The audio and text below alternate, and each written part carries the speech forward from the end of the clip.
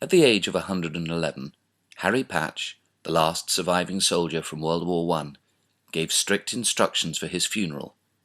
There should be no weapons on display.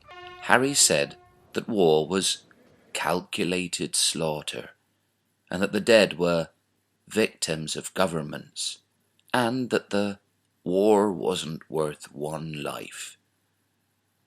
The last living witness to the war to end all wars would stoutly declare that he'd no time for thieving politicians' lies. Early in the war, he'd made his own small bid to end it, to end that war to end all wars. Harry'd made a pact with 5 fellow soldiers that they'd never kill a man, that they'd never kill a single enemy.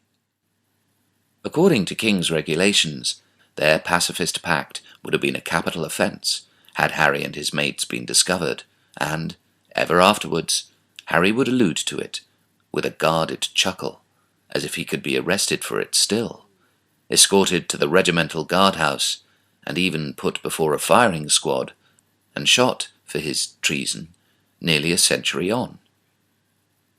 Just after the illegal invasion of Iraq, a real traitor, the then Prime Minister, Tony Blair, hoped to meet Harry, now becoming well known as the Last Tommy, with a view to his exploiting him in a photo opportunity designed to heighten Blair's own profile.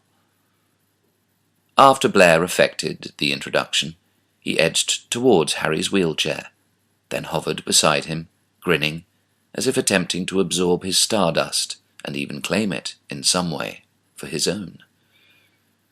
But unexpectedly, he met with Harry's sharp rebuff.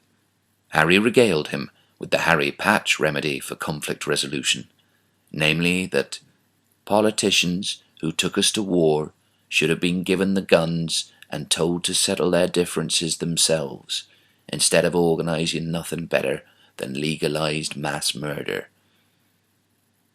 Harry also told him that nobody during the First World War should have been shot for cowardice, as war is organised killing, and nothing else. Harry Patch had done what no war crimes tribunal has yet succeeded in, namely, to make the despised war criminal and profiteer, Anthony Charles Linton Blair, squirm, make his excuses, and scuttle off.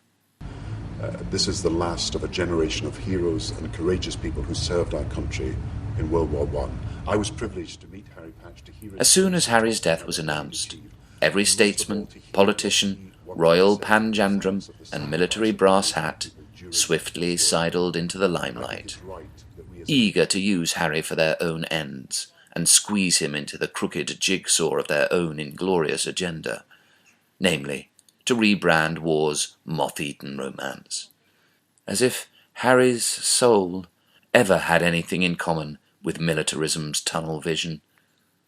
Each in turn would clumsily strive to glamorize Harry's contribution to a supposedly legendary war. What a man!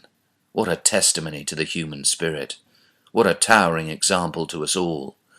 Cliché after cliché was piled on top of Harry's corpse, while speaker after speaker after speaker studiously overlooked Harry's truest and most subversive quality, as if each one of them was desperate to bury it in the cold clay alongside his remains. Every single person paying homage solemnly omitted to mention what it was that Private Harry Patch had done. But the irony was, the unique, the exquisite irony was, that the hero they were at such pains to appropriate, Harry Patch, their oh-so-patriotic and dutiful Last Tommy, had never really fought in their accursed war at all. Their hero was a conche, a fifth columnist, a peacenik renegade. He never killed a soul. Harry had never fought in that imperialistic war.